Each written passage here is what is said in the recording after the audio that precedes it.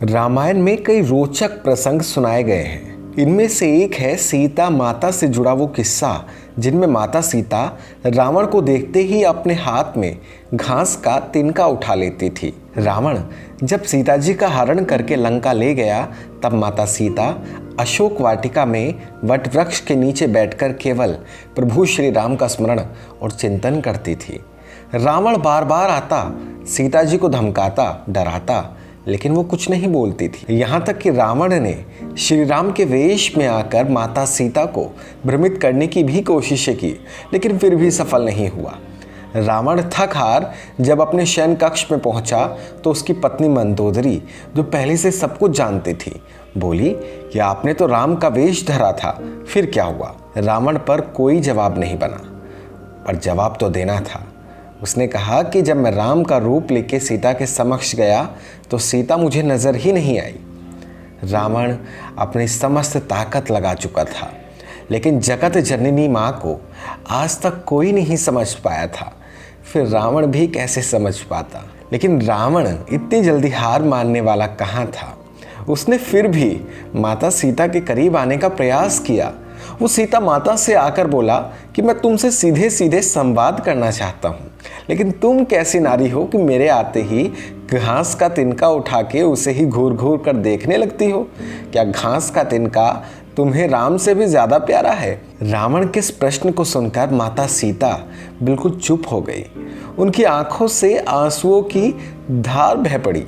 शायद वो मन ही मन उन खूबसूरत पलों के बारे में सोच रही होंगी जब श्री राम से विवाह करके वो अयोध्या आई थी और नई नवेली दुल्हन के रूप में उनका आदर सत्कार हुआ था। माता सीता का बड़े आदर के साथ गृह प्रवेश हुआ था और उत्सव मनाया गया था।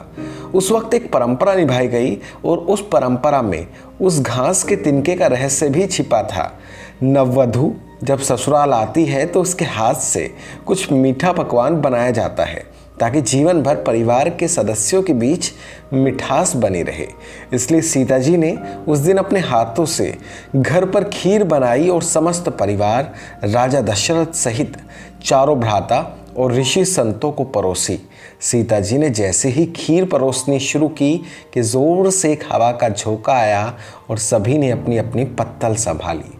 सीता जी कुछ समझ पाती कि राजा दशरथ जी की खीर में एक छोटा सा घास का तिनका आकर गिर गया। सीता ने उस तिनके को देख लिया, लेकिन अब खीर में हाथ कैसे डाले ये प्रश्न था। तब सीता जी ने दूर से ही उस तिनके को घूरकर जो देखा तो तिनका जलकर राख का एक छोटा सा बिंदु बनकर रह गया।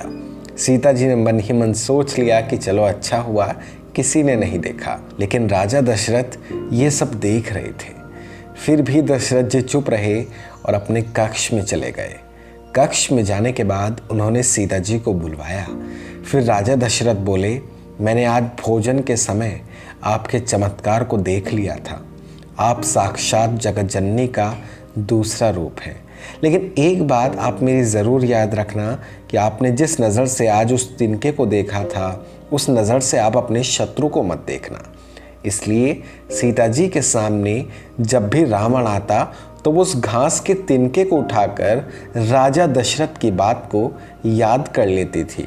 सीता जी चाहती तो रावण को अपनी एक नज़र से ही भस्म कर सकती थी, लेकिन राजा दशरथ जी को दिए वचन की वजह से वो शांत रही।